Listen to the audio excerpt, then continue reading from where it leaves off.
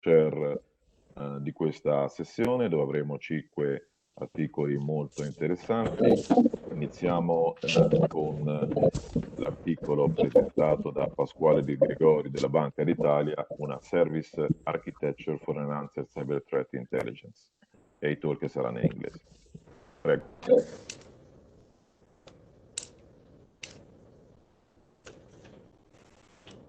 Thank you, Dr. Martinelli, and good morning, everyone. I'm Pasquale Digregorio. I'm a former Army officer, and I've been working in cyber intelligence and national security sectors for several years. I'm currently the Banca d'Italia Computer Emergency Response Team co-chair, and together with my colleagues, Giuseppe Amato, Simone Ciccarone, and Giuseppe Natalucci, we wrote the paper that I'm going to illustrate to you today. It is related to a service architecture for an enhanced CTI capability.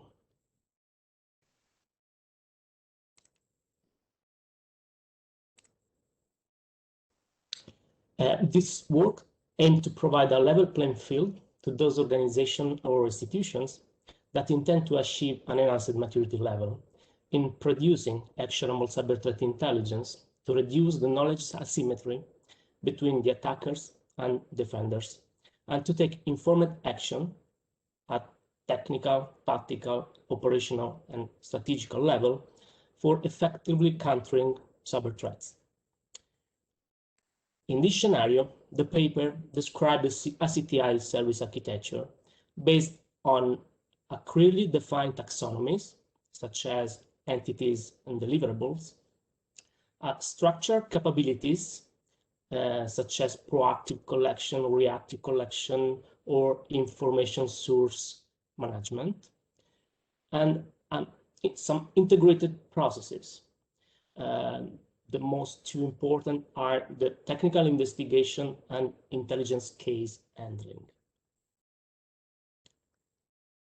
The CTI service architecture has been developed adopting a top-down approach consisting in 4 different steps: the CTI service context modeling, the service architecture definition, the service component identification, and the standard notation modeling.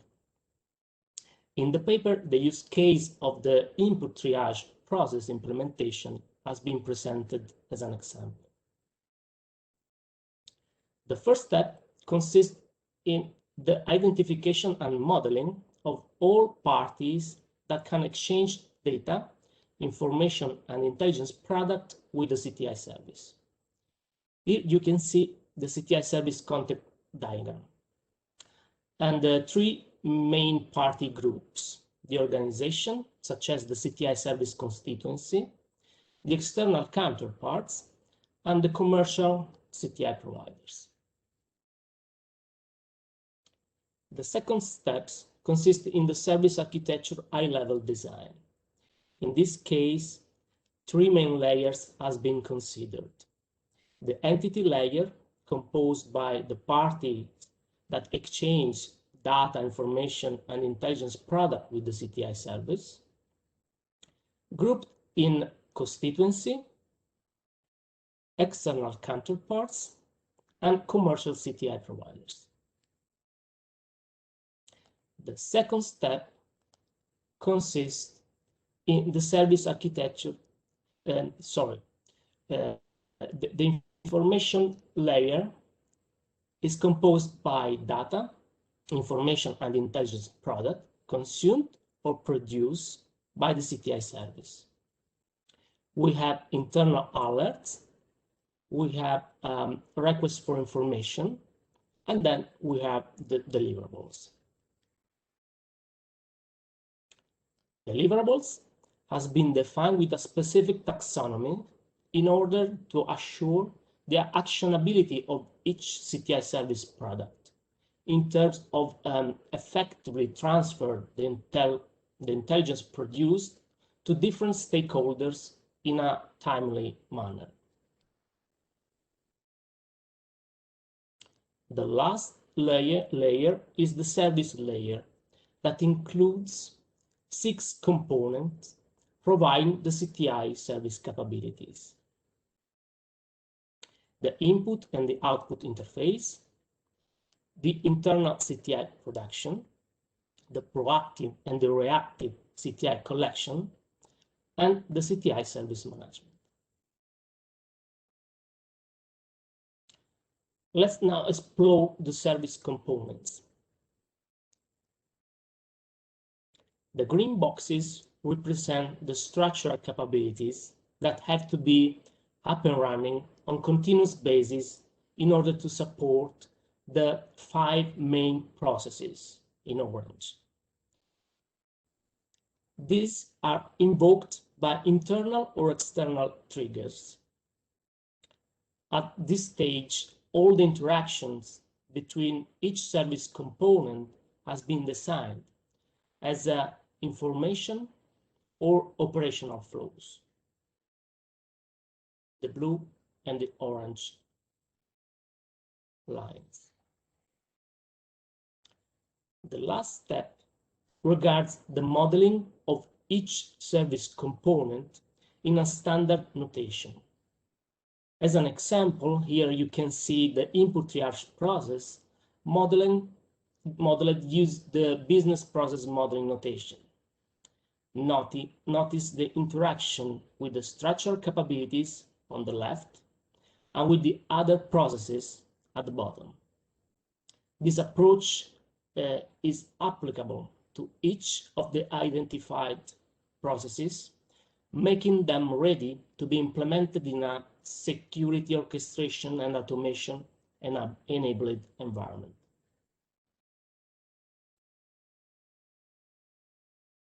And then the conclusions. The multi-level service architecture present in this work can represent a key factor to develop integrated, fully defined, and automatable process to achieve an enhanced CTI capability. The actual applicability of the proposed approach has been demonstrated by modeling the input triage process in the BPMN language. In this way, the service architecture can be smoothly translated in a semi-automated workflows, ready to be implemented in a security orchestration and automation enabled environment. The proposed approach could improve the quality and the actionability of the CTI produced and exchanged in the information sharing ecosystem, enforcing the sharing effectiveness and the collective cyber defense capabilities. Well, my presentation is ended. I'm available for questions.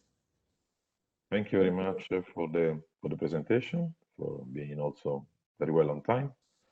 Are there questions either in the chat or through the Slack system? We have a specific channel on scientific threat intelligence in the Slack if you wish to join by that.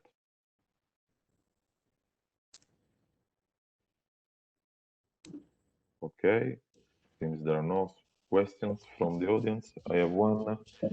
When you speak about the service architecture, do you consider specific languages, CTI or not? Yes.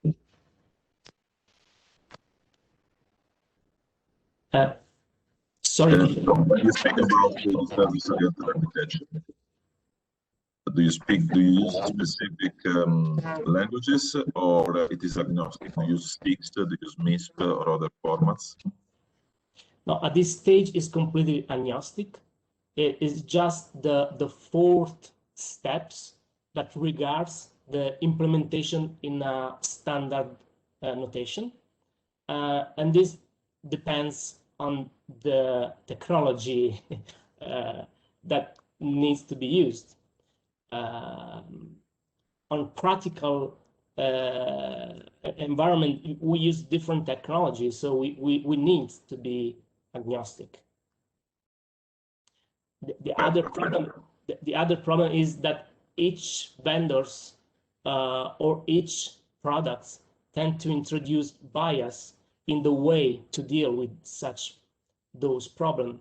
That's why we tend to be agnostic and to use intel or military terms. You have seen the technical investigation of the intelligence case handling, because the main problem is that there is a lot of confusions. Each vendor tends to develop his specific taxonomy, and in order to be integrated and interoperable, you need to define a common taxonomy in such a way at each level of the structured service. Perfect, thank you very much. So there are no other questions, so let's thank the speaker and let's go to the next talk. That is about self-aware effective identification and response to viral cyber threats, and is given by Federico Cerutti, Università di Brescia.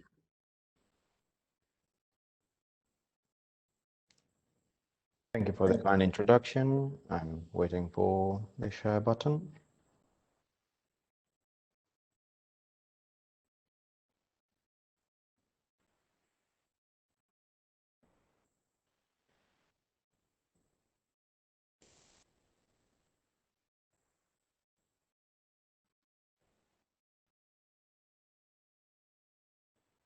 Can you share now?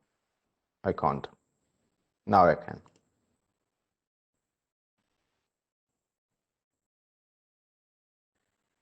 Should I begin? Sure, please. Good morning. Thank you very much for your time and for showing up at this meeting. This is a joint work with colleagues at the University of Brescia, and this is part of the activity of the Brescia node of the National Cybersecurity Lab, of which I'm the chair. And this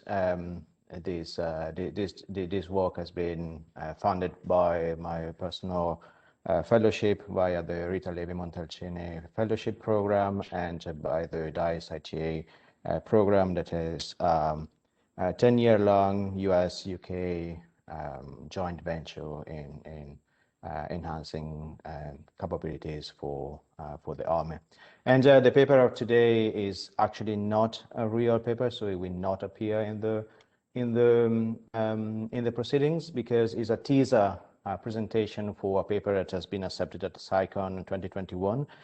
So I welcome all of you to join that venue that will be in virtual Estonia in May 2021. I probably don't need to, I'm preaching to the choir here, so it's true we are facing quite challenging times ahead of us. The pandemic has created interesting times for all of us living and working in the cybersecurity domain. When times are getting difficult, it's often meaningful to go back to the fundamentals, because the fundamentals did not actually change. The bad guys are still doing the same thing that in 2011 colleagues from Lockheed Martin and others after identify as what is the cyber kill chain. So they start trying to identify possible targets. They weaponize some element, they deliver the weapon, they exploit a vulnerability, they install something in our system for then having a CTU, a command and control foot in our systems. And from there, that is the beginning of their actions and objectives. And we already have our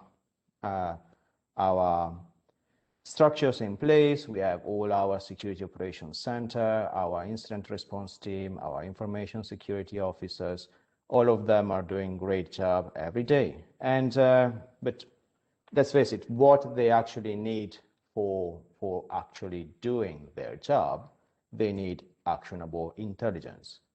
And that is a constant, independently on who you are, where you are working, which part of the security framework you all will need actionable intelligence. And we do know a lot about intelligence analysis. That is not an entirely new domain.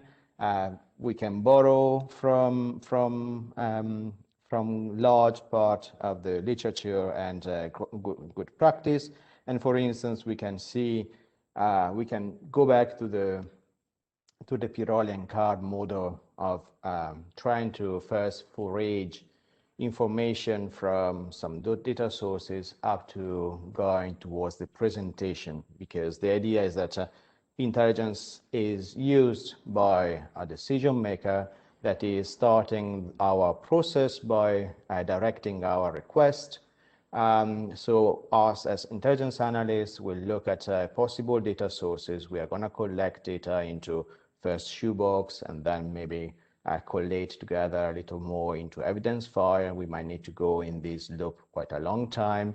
And then we have some data processing that might give us some semantics.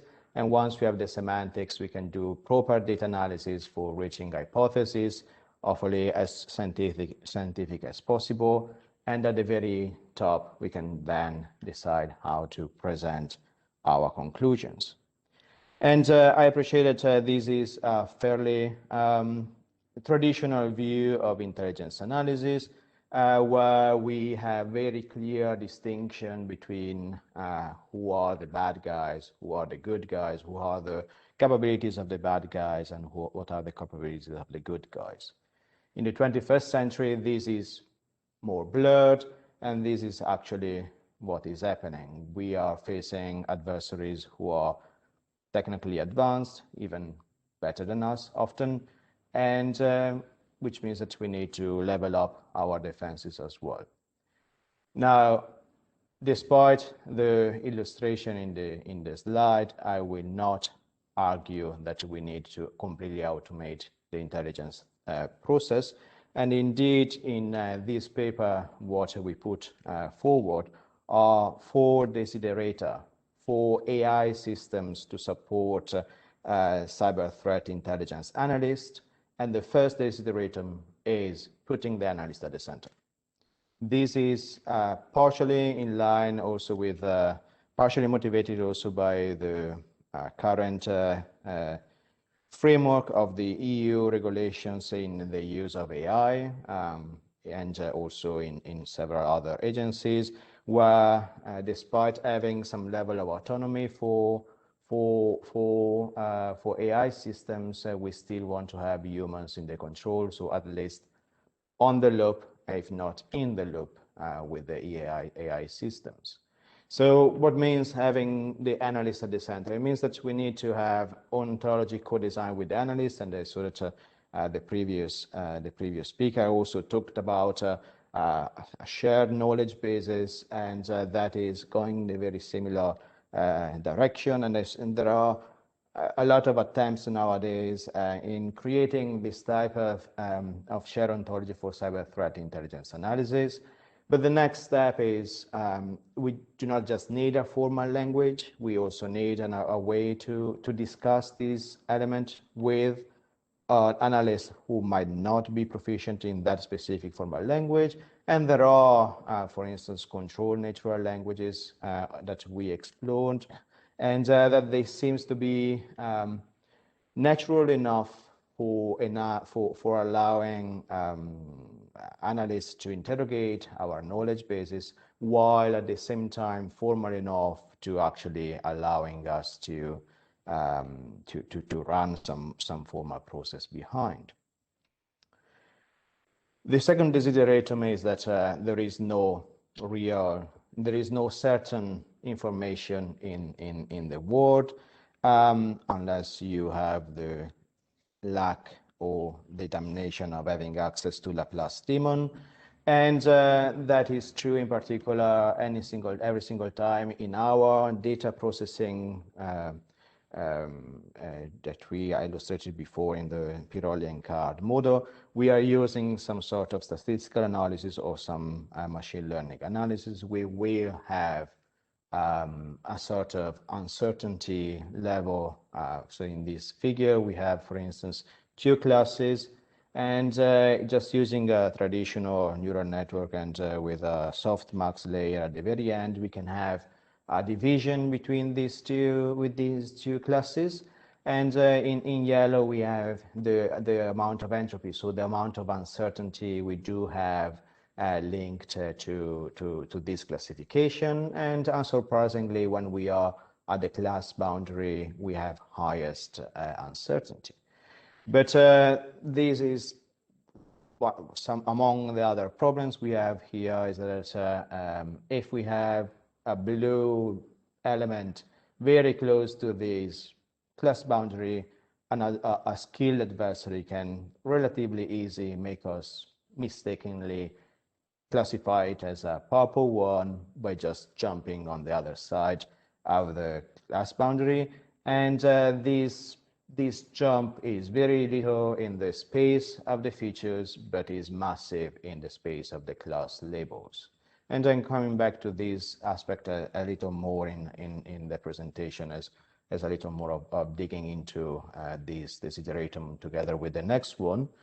That is acknowledging that an attack is not a single event, a one-off, and is not just even an analysis of time series. Often we need to fuse information together coming from different systems, and we need to acknowledge that often attacks, especially if they're coming from an advanced persistent threat, is a chain of events that are linked by time and causality.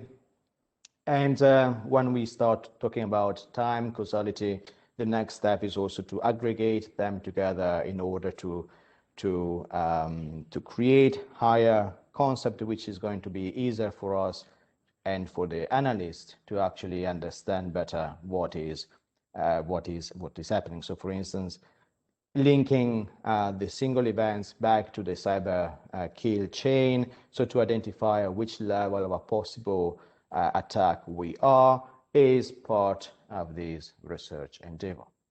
And the final desideratum is that because we are facing skilled adversaries, it is only reasonable to assume that the attackers do also operate their own intelligence process, which means that we as analysts and we as decision maker in the good side, we need to be aware of possible side effects to the available courses of action we do have, because at each step of the cyber kill chain, we do have countermeasures, starting from do nothing was always an option, denying, which is often the most common option, disrupt, degrade, and deceive, which is getting more fashionable nowadays, especially using honeypot Oninet. But then the question is, what is the value of the information that an attacker could acquire if he's actually getting to know that we have chosen this countermeasure because of our superior, for instance, knowledge of the environmental situation and understanding. So at the moment when we will start deciding our next step, what is happening is actually we are start having a game, a communication game with also the attacker who might run its own intelligence process.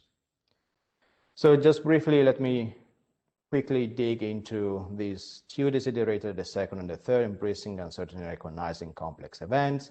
And why I choose this one, because it is important to note that uncertainty comes in different shades. We have the aleatoric uncertainty, that is the variability of the outcome of an experiment, which is random. So if you are flipping a fair coin, no matter what, the probability of this phenomenon is one half that we get head or tail. But then we have also the epistemic uncertainty. So flipping a coin 2 times or flipping a coin 2,000 times is giving us different pieces of information regarding how fair the coin can be. So the epistemic uncertainty can actually be decreased and is often linked to the variability of the observed phenomenon. So if we come back to the example I showed you before of the softmax layer classifying different classes, we can, and we did in a paper, reshape the softmax layer, so to produce, instead of our classification of one class or another, we actually have a Dirichlet distribution, in this case a beta distribution, because it's just two classes. So we can actually express not just the expected value, which in this case might be like, let's say that the blue side is on the 1, towards the 1, so because we are above 0.5, then on expected value we are maybe closer to the blue side, but also how confident we are, and that is due to the variance of this distribution. Not only this one, but we also know that this might be not a language familiar for a lot of analysts, but we can transform this language into a language of labels, using something that is very similar to the Admiralty code. So we can express how confident we are, which is linked to so on the epsilon axis, we can express how confident we are in a certain observation. So the higher, the lower the confidence, the lower, the higher is the confidence. And then on the x-axis, we instead have the aleatoric uncertainty. So in this case, because we are around 0.5, for instance, our blue dot might be just on the right side of 0.5. We might change it via adversarial machine learning to moving towards the other component, but we are still around the 0.5, and we do not change much our confidence, so our confidence still remain low. How all of these play a role is because often we are not facing a single phenomenon, but we are facing a linked set of phenomena, where we start, for instance, from a possible user in our network to link to go to a website it should not, and that is potentially via using URL analysis can be seen as a phishing element. But then after that, when we can link that this person, after having visited this website, also downloaded a .exe file that is an executable, which might trigger another analysis of our static malware analysis, for instance, that identified is a Trojan. Now we have some causal relationship between these different events, and altogether we can also aggregate them to identify, for instance, that this is the beginning of an advanced persistent threat delivery. Now all of this goes in this direction of supporting the analyst to understand better this environment, to have this shared knowledge with also the machine, because then the next step is to allow the analyst to start playing the game of strategic game with the attacker in identifying how much they can send out in terms of information about our countermeasures. So just wrapping up, we suggest essentially having 4 desiderata for AI system to support cyber threat intelligence analysts. The first one is always to put the analyst at the center. We are not yet at the level that we want to outsource entirely all the activities, especially when facing advanced persistent threat to the machine. But at the same time, we are living in an uncertain world, so we need to embrace uncertainty and the different shade of uncertainty that comes with that. And that will also help us recognizing better complex events, which in turn will enable us to proper strategic thinking in terms of deciding our countermeasures. I thank you very much for your attention, and I welcome any question now or via email. Thank you very much. Thank you. Are there questions? If so, write those on the chat, either on the chat or on the Slack.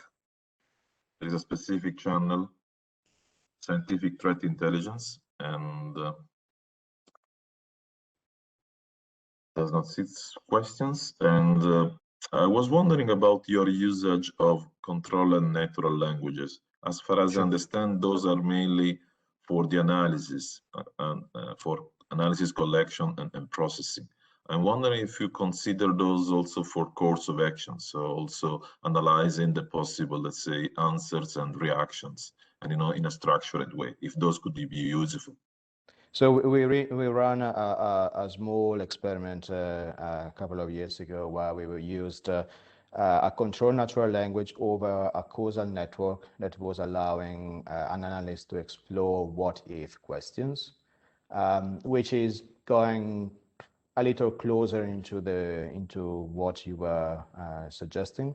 The results were positive in a sense that well, causal networks in particular, if they are linked with Bayesian networks or Markov networks or other aspects, might be daunting in terms of the user experience, but linking that one with also labels like this one to express the degree of confidence of what could happen if we do something in our causal networks, then that seemed to be particularly appreciated, but especially the junior analysts. The more senior, they still like using numbers, and probably because they are also more used to that one.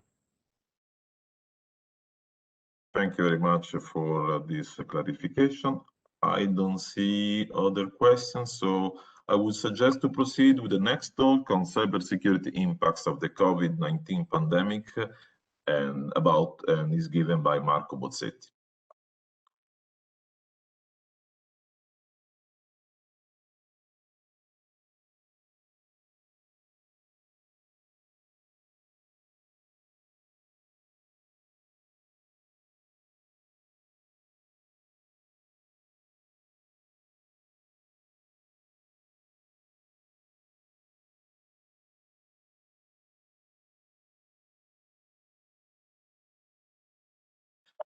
Marco, the floor is yours.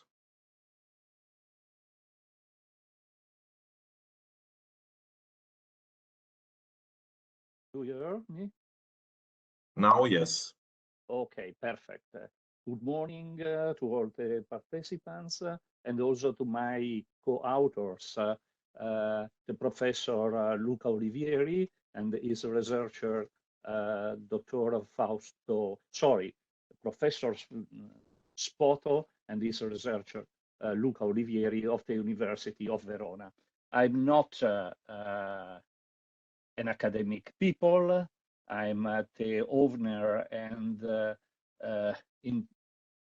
of an advisory company on ICT for public administration and for private companies, and also the president of IPSI, that is the Italian Association for the professionals in cybersecurity, and IPSI is also the Italian chapter of ISA, the most important and the largest association worldwide of cybersecurity people.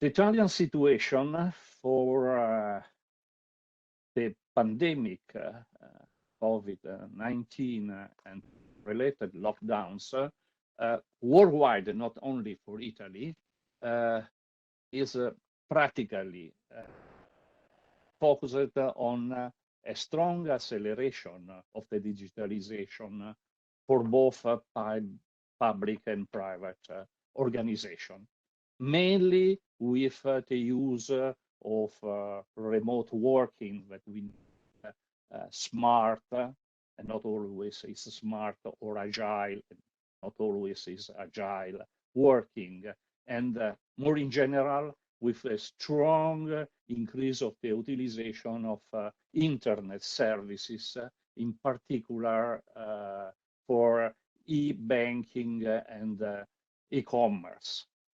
Of course, that implies a strong increase of cyber attacks in the world, and you have here some references to academic papers about this. But what about Italy, where in Europe, Italy was the first nation impacted by COVID.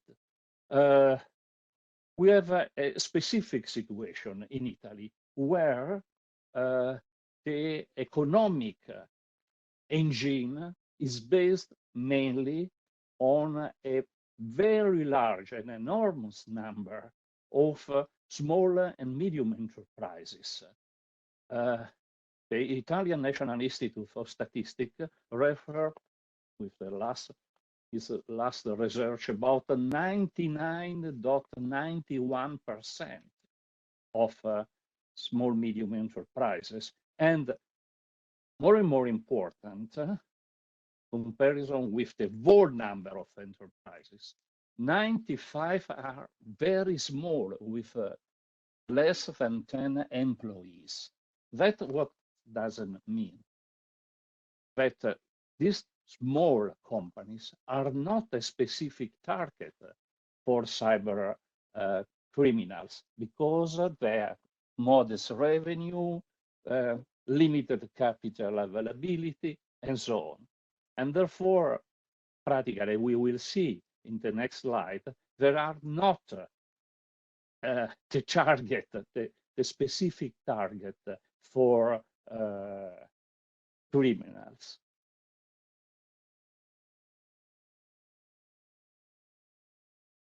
IPSI annually support an observatory, a survey on intentional cyber attacks in Italy, what we name the OID, Observatory on Digital Attacks, Cyber Attacks in Italy. We have no time to enter in very specific details. We have a website, oid.it, where you can find all the published reports, and you see on the right of this slide the last two related to the 2020 year, with a complete reports of 186 pages with an executive summary also in English, and a synthesis of this, very easy also to read, not for cyber security expert, with that is only of 20 A4 pages. The first result of this last survey indicates the types of digital attacks. We consider 15 types of attacks that you see in rows of this graph, and very important, at the first page in this ranking, you find as the most common, most widespread, the attacks to the access control system.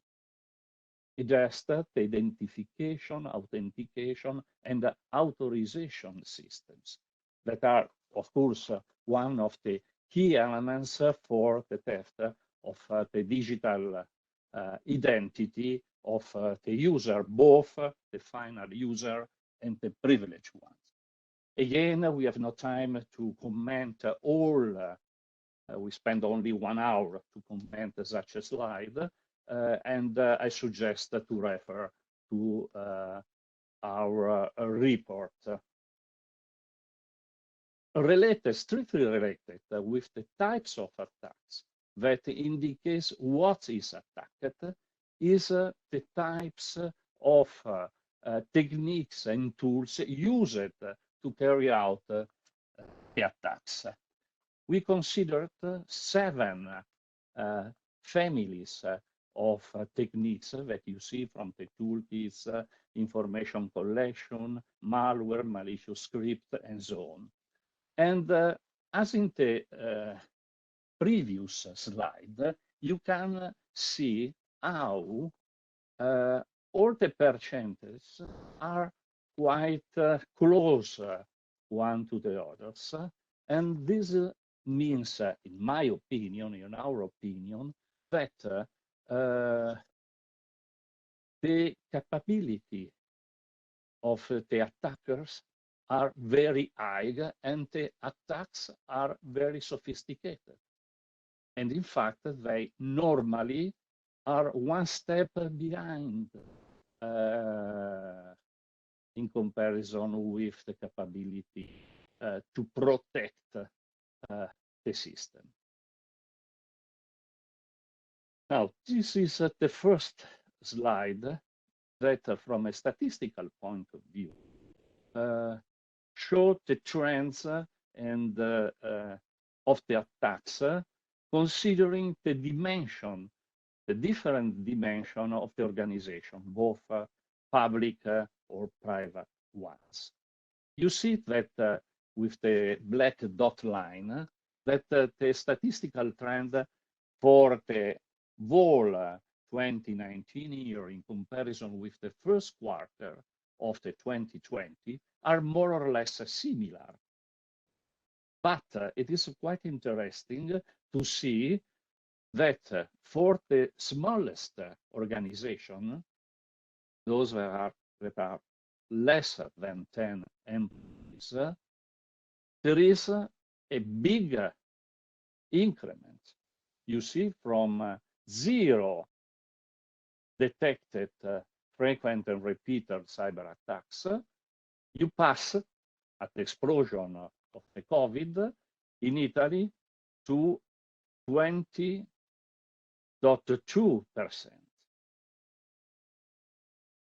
This is, of course, the reason that, in particular, such as small companies and organizations have to use immediately all the internet services, but very often they have not the suitable measures of cybersecurity, both from a technical point of view and from an organizational point of view.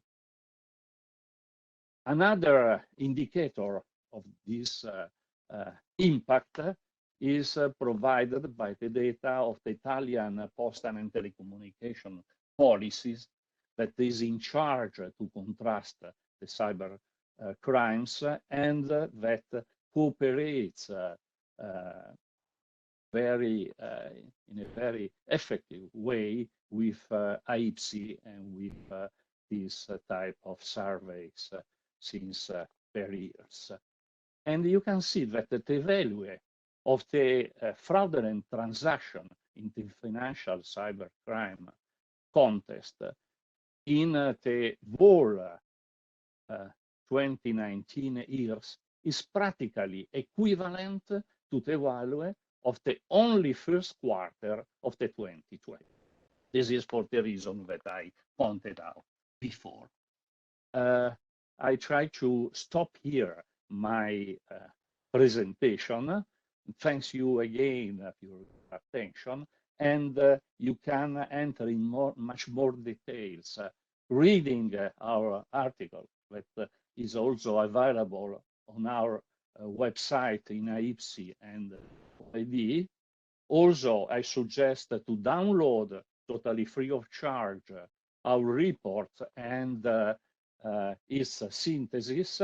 And if you have any question, please contact the organization of IPSI or directly myself. You can see my email. Thank you again, and welcome if you have some question. And in any way, I should a good continuation for this very interesting conference. Thank you for the presentation. Are there questions, either in Slack or here? I see that someone is asking for the papers. My understanding is that this will be distributed, and in any case, there is the list of the papers. So my suggestion to ask. You can also download for the our website, very easy, aipsi.org, wording not aipsi.it, because this is a website of another association. We have the same acronyms, sorry, and also by oadweb.it. It is already available there on these two, because I set up this morning. Very good for this. I think that people will be interested also to the others. I'm just, since there are not other questions, I'm just a general, comment. Yeah. You analyze the situation with COVID-19, especially for SMEs, but what would be the let's say, the solutions to this increased attack? Do you have some suggestions, or your analysis suggests some countermeasures? You can read a lot of consideration and also of suggestion for the next trend, not only from a technical point of view, much more important, in my opinion. I am also a consultant in such an area, advisory consultant for top management people, is the problem of the awareness of cybersecurity. As you see, and you know from the DAISY indicators of the European Union, Italy is at the last place in the ranking of the awareness on the basic concept on ICT. It is probably due to that already I pointed out in my presentation, an enormous number of very small companies, where very often the top manager are very far from not only cybersecurity, more in general from ICT, from the informatic arena, that is considering only a necessity, but is not considered as a strategic tool, as a mandatory elements. It's only a cost, and therefore has to be reduced. This is the reality.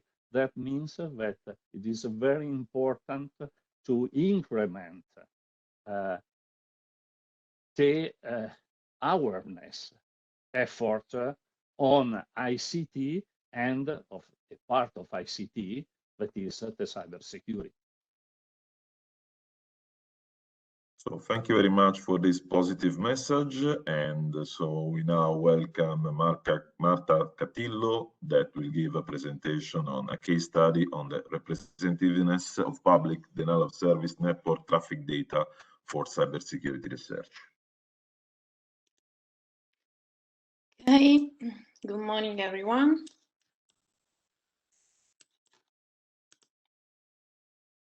Can you see my presentation? Yes. Okay. Hi, everyone. My name is Marta Catillo. I am a PhD student at the University of Sannio in Benevento. In this talk, I will present our work on the analysis of a public intrusion detection dataset and its implications from a cybersecurity perspective. The role of security data. Data plays key roles in the intrusion detection field for security. Data analysis is very important in the intrusion detection fields. And one key challenge in this domain is that top companies typically don't release data collected under attacks, under disruptive operations for privacy, for security reasons. So in order to overcome these limitations, over the years, a lot of public intrusion detection datasets have been spread in the literature. For example, UNSW, MB15, CICIS 2017, and so on. They are easy to find and easy to use and freely available.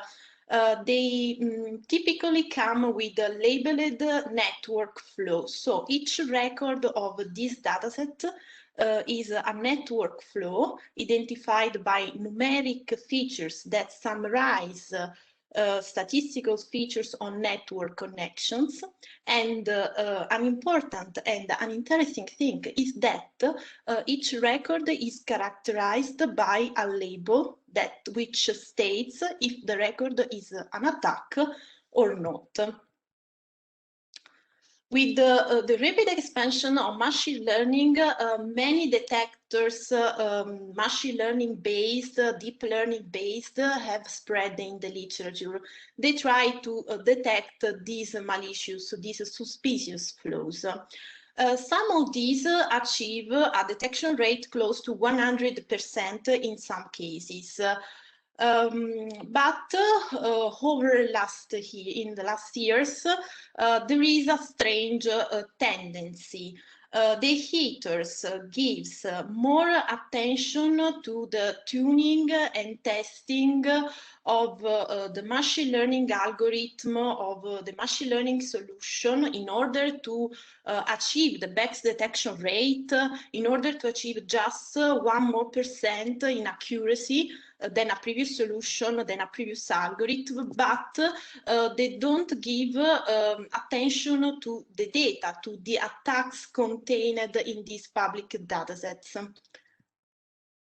So our objection is, there is a wide body of work on detecting suspicious flow contained in a public intrusion detection datasets, but we think that there is a lot of machine learning around, but very scarce or non-critical thinking on security.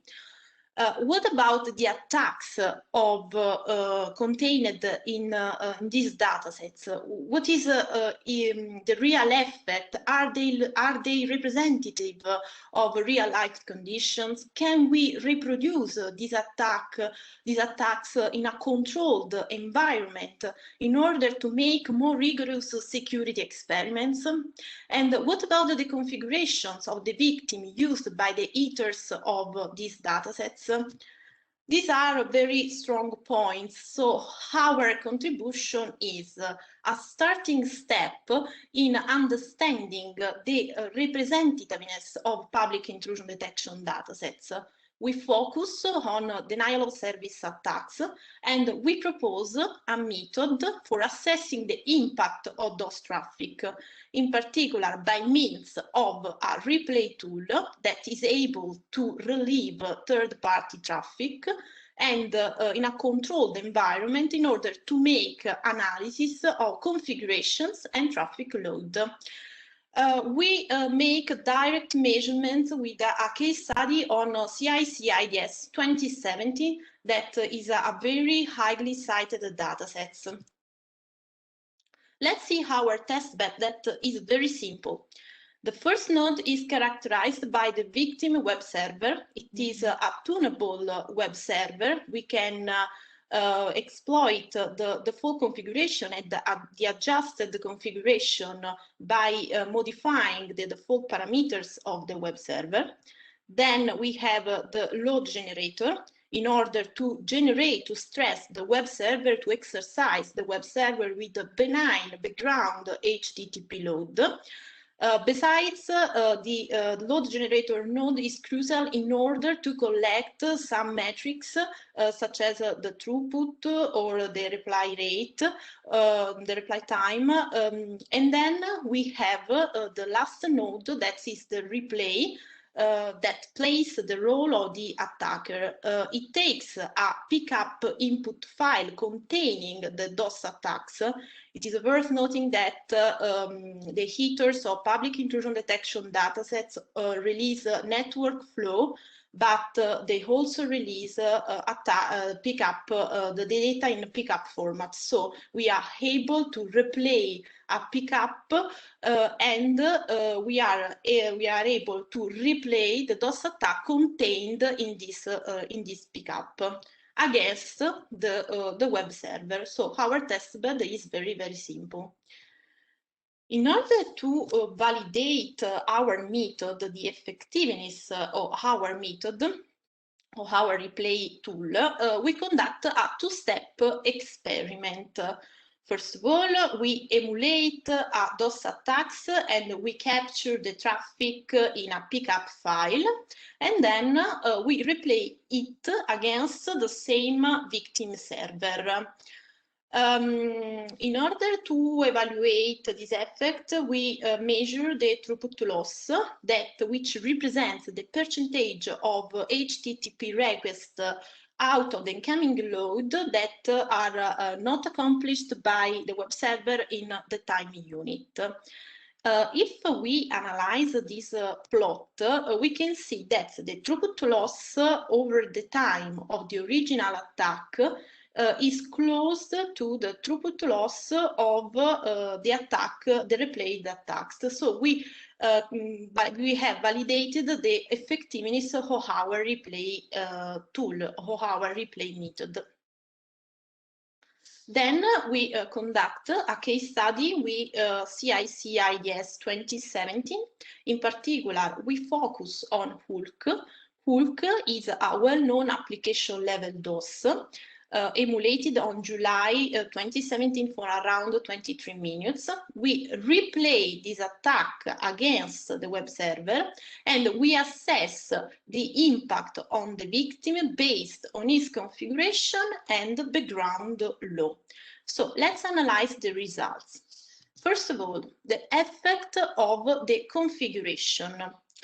In the first experiment, we replay the DOS attacks contained in CICIS 2017 against the web server with the default configuration. Let's analyze the plot of the throughput loss over time. We can see that at the end of the attacks, the throughput loss is close to 100%. So it seems that the attack is effective. But if we adjust the configuration of the web server, if we modify some crucial parameters such as max keep live request, thread limit, threads per child, max client, and we relieve the attack against the web server with the adjusted configuration, we can see that the throughput loss is always 0. So the attack is not effective. This is an interesting finding because DOS attacks, DOS traffic collect against a server operated with default parameters may not be representative to assess the resilience of real-life servers under attacks. In real life, typically in real-life situations, we don't use the web server with default configuration. Let's analyze another experiment that takes into consideration the effect of the load. The DOS, in this case, is replayed with different loads in the adjusted configuration server. These two-step experiments, in these two-step experiments, we first replay the attack against the web server with a background load of 1,000 requests per second, and then we replay the attack against the web server with a load of 5,000 requests per second. Also, in this case, the effect is different because we can see that if there is a load of 5,000 requests per second, the throughput loss has a different value. The attack is more effective. This is another important finding. The load is a key factor in characterizing the actual impact of a DOS attacks, which per se explains only a portion of the total performance loss of a given victim server. You can find much more in the paper. This paper has been presented in the 15th International Conference on Availability, Reliability and Security. You can find other experiments in this paper and the statistical analysis. And it is worth noting that our paper makes an initial step towards understanding the representativeness of public data. But there is a space for extensions and updates. We surely analyze other datasets, other types and victims. We plan to improve the analysis method and replay tool. But our long-term objective is to provide a series of best practices, a series of guidelines for the construction of future research dataset with a multi-layer perspective by analyzing the effect of the attack, by analyzing the effect of attack in a controlled environment, because the test bed is very important in order to make more rigorous security experiments. So our long-term objective is to construct a dataset with this multi-layer perspective. Thank you for attending the talk. Feel free to contact me and the heaters and share your feedbacks by sending any of us an email. Thank you again. Thank you for the talk. Are there questions? If so, you can write on the chat. Please go on. Questions?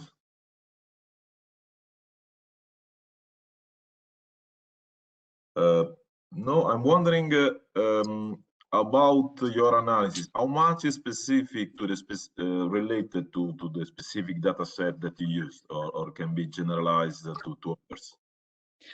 It can be generalized to others. In fact, we have replayed also other attacks that we have emulated in our controlled test bed. We have launched other types of attacks different from the attacks contained in these datasets, and we have evaluated the effectiveness of this kind of attacks in our test bed.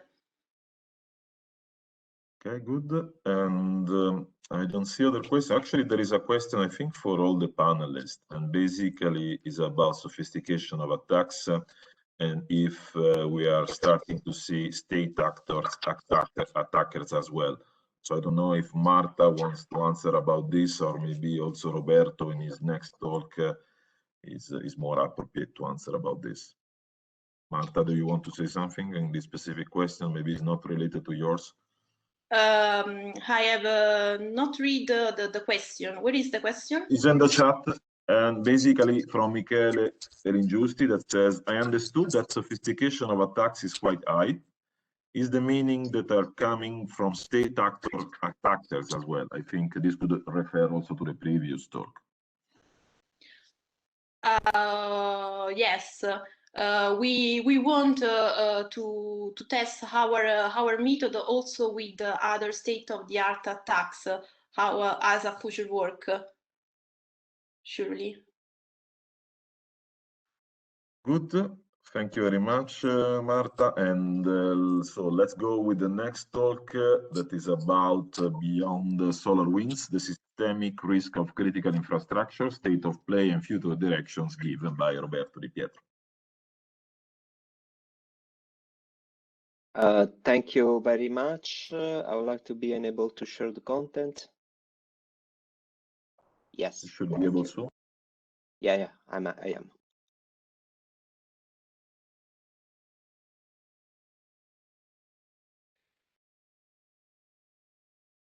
Okay, let me minimize this. Fine. Can you see my screen, I assume?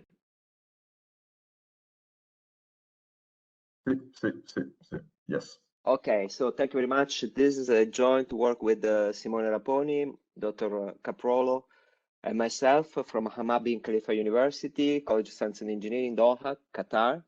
Outside it's summer, basically. And just to give a bit of a context, myself, I'm the leader for the Cybersecurity Research Innovation Lab here in Qatar at HBKU. The vision is to achieve excellence in cybersecurity and research, addressing fundamental and applied challenges in the field, and to have impact and generate innovation. That's why we're interested in one topic, which is within the area of distributed system security. And that topic, which is like 80% of the work we do in the Cti lab, is basically critical infrastructure protection. These are the people within the laboratory. As you can see, it's quite a large team. These are just full-time components. There are also part-time components, and we are open also to hire excellent PhD and postdoc. Research strategy, that's why we work also on this aspect of security, like logistic supply chain, which is a bit soft security, I will call it, is because we aim to secure cyber-physical system, critical infrastructure, through the application of AI-driven approaches rooted on experimental results and sound theory, objective, security, and privacy. So this is the outline of the talk. Basically, we will see the automation of production processes. The pace has quite increased over time and is exponential, pros and cons. The evolution of critical infrastructure, in particular, the protection of critical infrastructure, the supply chain and supply chain attacks. What is a supply chain, basically? And what could be the first step towards solving the problem that SolarWinds has simply exacerbated? Is a problem that was basically already known. The criticality of the supply chain was already discussed, basically, and basically SolarWinds just made the problem explode. And we'll try to come up with some also research direction for the community. And if there are questions and discussion, I will really be excited and try to argue with all the colleagues and friends that are connected to this talk. So the automation of production processes, it's the real silent revolution. There are reports by McKinsey that say that in the next 10 years, 50% of the workforce will be replaced by robots or bots. This means that processes are getting automated at an unprecedented pace. Why this? I mean, you can read the list of pros: efficiency, reliability, optimization with industrial plants. This implies improved production capacity, reduced management cost, reduced personal cost, but you can really read a big dollar sign. So automation is a key because automation introduces efficiencies or reduce inefficiencies, and this translates in more money for the company, less expenditure, and this also acts as an incentive for competitors to automate themselves or to push out of the market. So, like it or not, automation of production processes is there, and it will be really not only it's already exponential, but will be also accelerated in the future thanks to a number of converging technologies. But this is another aspect to get discussed later on, maybe. So seems fine up to a certain level is fine. There are also evident cons about the automation production processes. First of all, you increase the dependency on your technology equipment. You expose the processes to new vulnerabilities. Think about you have a basically paper-based process. You automate it, it's fine. New vulnerabilities, because automatization and digitization means that now data live in the virtual world. Maybe your solution for your company is cloud-based, so you get exposed to vulnerabilities you never had the idea before. So this also increases the attack surface, which is something that people usually don't take into account when try to automate the processes, because automation is mainly directed by CTO, CFO, but not CISO. So there are always a lack in security. This exposes your data, which is, as it has been said, the oil for the 21st century, to possible malfunction. Yes, availability issues, think about that. But mainly and foremost, there is a problem with the protection of your data from the security point of view. So I don't talk about, random or casual malfunctioning, but you are like the target of a very motivated adversary. I will not say state actor, but I mean, even a disgruntled employee, if motivated, can really harm a company that has just moved its processes on the cloud, for instance. Example of the complexity that has been reached by the process automation and the vulnerability that this process already show, without taking into account what would be in the future, I mean, this is well-known attack to the Ukrainian power grid in 2015, 2016.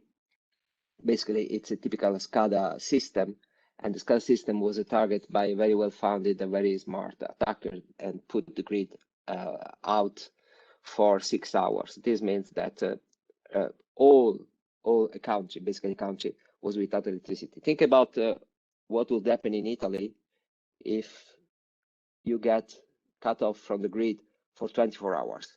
I mean, first of all, there will be psychological damages for people on Facebook, but then there will be also serious damages to the production chain. Think about hospitals, think about airport, think in general about the critical infrastructure. So this is something that is an exposed risk, but probably is one of the most protected domain. What is less protected? What is less protected is basically the private sector side. And we have seen this a lot, especially thanks to a few ransomware campaigns, which are still going on. Probably the first and most famous one is WannaCry 2017. It put out of work several industrial systems and also some hospitals. There are cases of, it's still debated, a few deaths have been caused in UK because the registration process was inaccessible and so far and so on. In any case, ransomware is probably the next big thing, thanks also to the interleaving of the availability of cryptocurrencies, where it's possible now to get paid the ransom in a way that is also very difficult to trace. Think about Monero, for instance. So ransomware is also a way for systems that have been digitalized to get hampered in a very serious way. And let's move to the flash of this talk, which is the SolarWinds supply chain attack, which took place just last year. But the point is that it took place last year. Up to date, we still have no idea the number of systems that have been affected, not only by SolarWinds, but by the chain reaction that was triggered by SolarWinds. So there are systems that were compromised to SolarWinds directly. From those systems, other systems were compromised. And after almost 1 year, we still have not a clear idea about which systems were compromised. Just to put things in perspective. Now, critical infrastructure protection, of course, it's a very important topic, and states have chimed in from the very beginning. I would like to mention the US Presidential Policy Directive issued in 2013, where 16 critical infrastructure sectors have been identified, which is a typical approach in security. First of all, you define the scope of your domain in order to put up a sort of perimeter. And those 16 critical sectors, more or less, have been adopted by all the advanced countries. And on the right, you have something we should be very proud of, because in July 2020, through a decree of the President of the Council of Ministries, we have our own directive for the protection of critical infrastructure, which is probably state of the art in terms of legislation approach to try to address the issue. It defined the method for identifying the subject within the national cybersecurity perimeter, which per se it's already a big step forward, because the national cybersecurity perimeter is fundamental. You need to know what you want to protect to start protecting your assets. And then it also identifies the step for securing the ICT infrastructures. And among the reading, you will be surprised, because well before SolarWinds attacks, you will find a specific and explicit references to the supply chain as a fundamental component for the cybersecurity of a state. Overall, those are high-level directions, which are good. It's exactly what a good law should address, high-level direction. But still, there is a lack of concrete definitions that could have had in addressing how you basically secure a system. Now, we talk about supply chain and supply chain attack. What is a supply chain? Well, supply chain is a term that is not computer science. It's coming from economics, basically. And is the network of all individual resources organization that aimed at creation and distribution of product or services. Okay, so it's whatever is needed for you to work. That's a supply chain. And the supply chain attack is also a very specific type of attack. And the objective is to target a given objective, not directly, but through one of the steps of the supply chain. The picture on the right is probably the best thing we could try to do to visualize the concept of supply chain. You can see that the supply chain goes also across domains. So it crosses the organizational domain where you have processes, regulations, and legal. It goes directly to the critical infrastructure. Among the critical infrastructure, one component is the SCADA. And within the SCADA, you have the physical elements that do the daily job. And is where the attack actually develops. That's the supply chain. So it's a vertical view of this picture. An attack on the supply chain means along all these components, if you can introduce like a Trojan, for instance, the blue bullet there, that leads to the target, then you're done. And this is exactly what happened with the SolarWinds supply chain attack.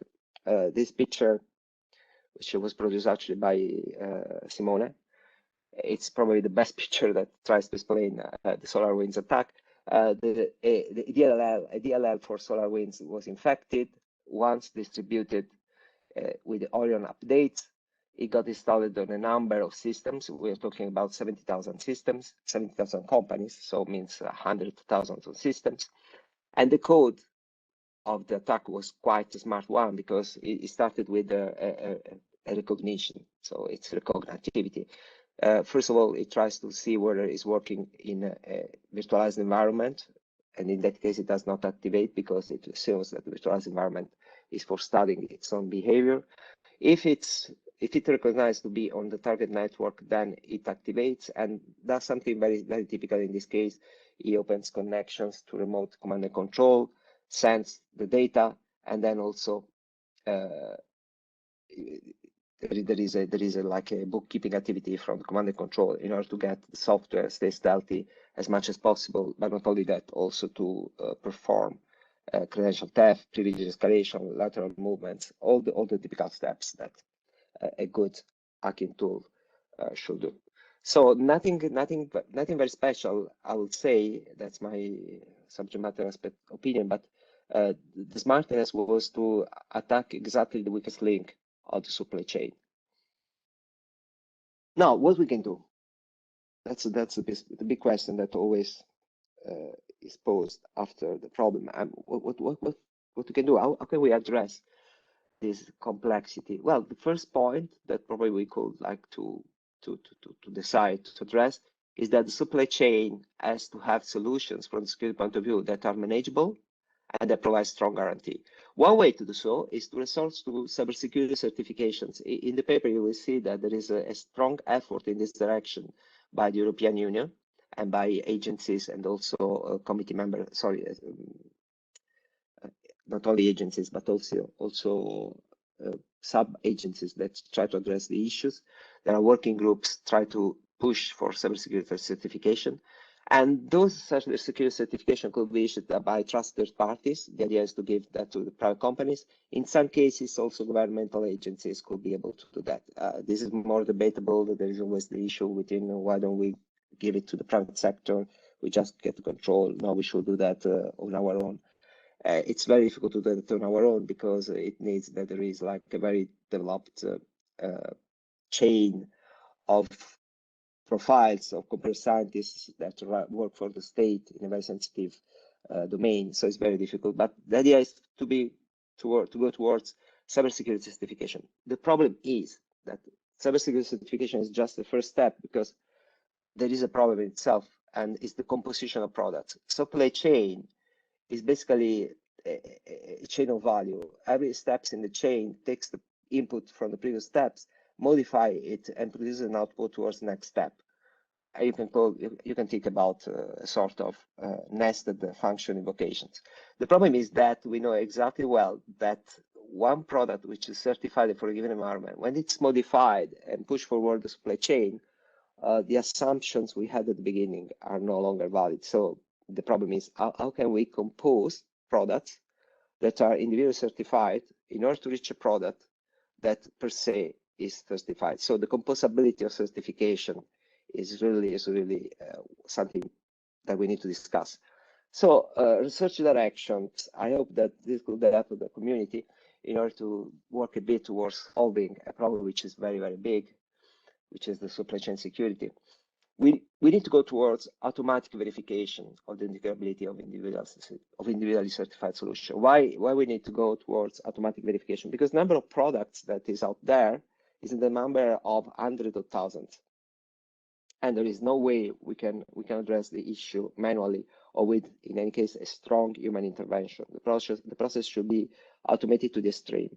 And how can we automate the verification of the integrability of individual certified solutions? Well, one possible solution is what we propose, is to have a sort of a manifesto for the software that you want to certify, which is also not only declared, but also verifiable. So this is the concept of verifiability of components, which should also be a sort of privacy preserving, because if the software that you want to certify is protected by IP, you cannot expose the source code by itself, but you want to prove something out of it. So this is first the interesting problem, which sort of recalls you maybe zero knowledge proof, and in case you are right. And that's a process. It's a process that probably has already been tried in academia, but with not so good result. What we can add, actually, we can add AI at this stage. We can add AI because AI is a factor, is a trust for automatization of processes. So thinking about how can we automate the composition of software in a framework where AI can help us in order to do so, that can be the solution for start addressing the security of supply chain. And this means that we also need to work a lot on static analysis, dynamic analysis, IDS, IPS, because once the supply chain is sort of secured with the certification approach, we should keep in mind that is not really secure, because also that approach could fail at a certain point.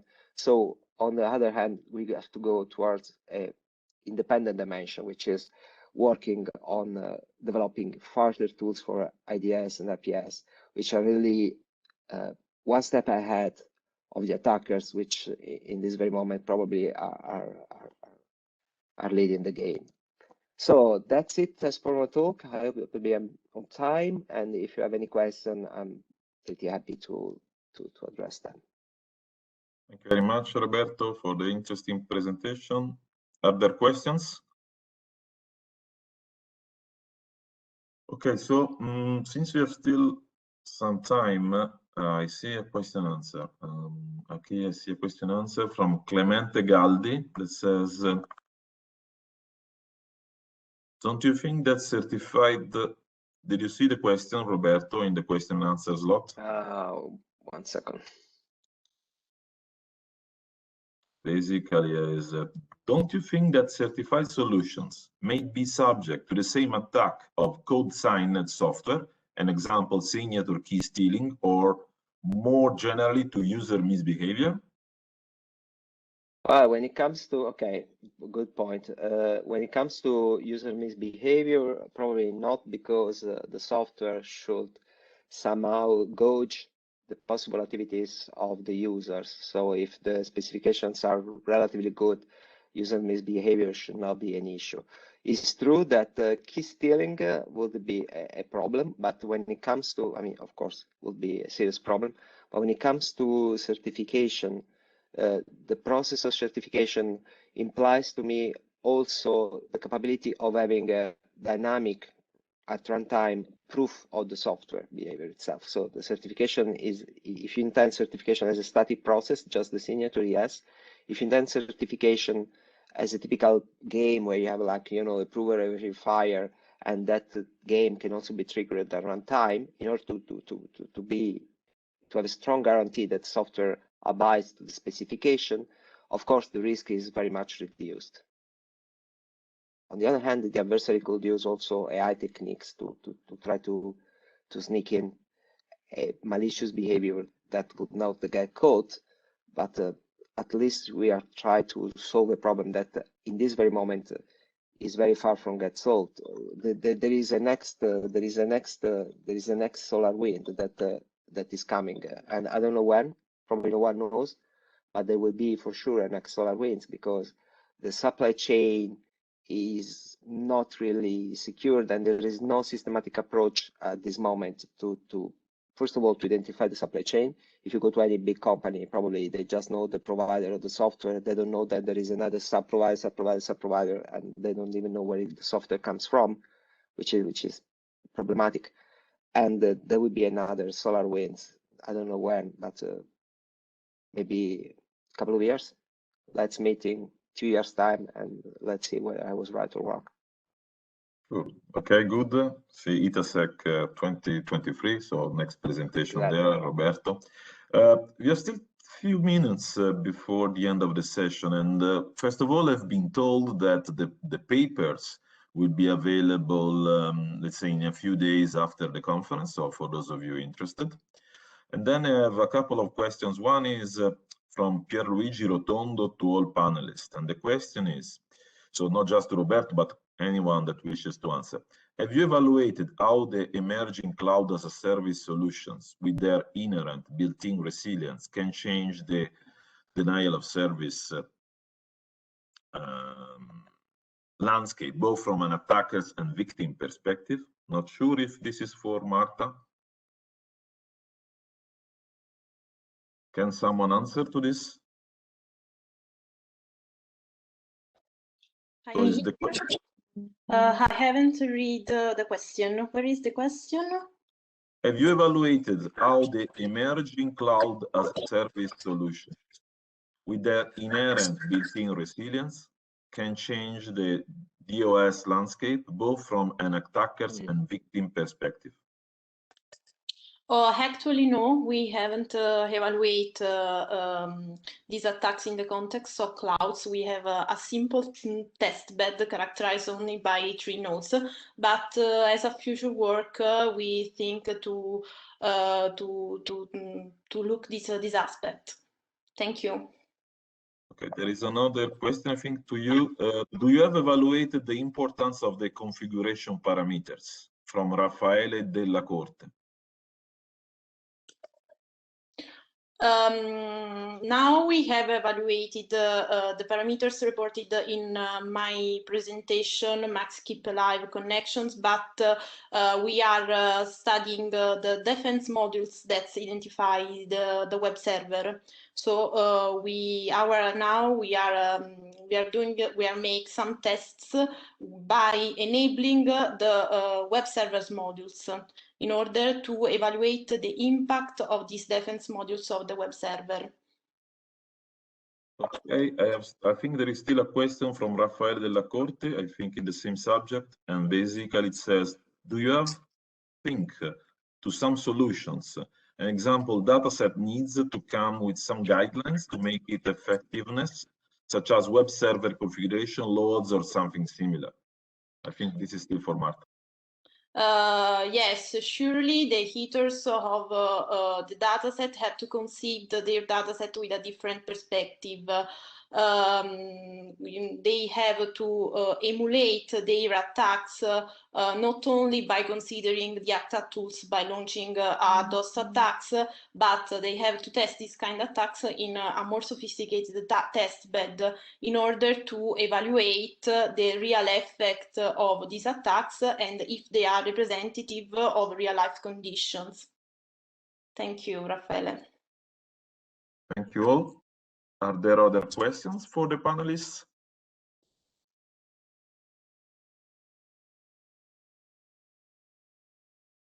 If not, I really would like to thank all our panelists for the interesting talks and hoping to see you soon in the future. And please follow the next sections of ITASEC 2021. Thank you very much. Bye. Bye-bye. Thank you. Bye. Thank you all. Bye. Bye. Bye.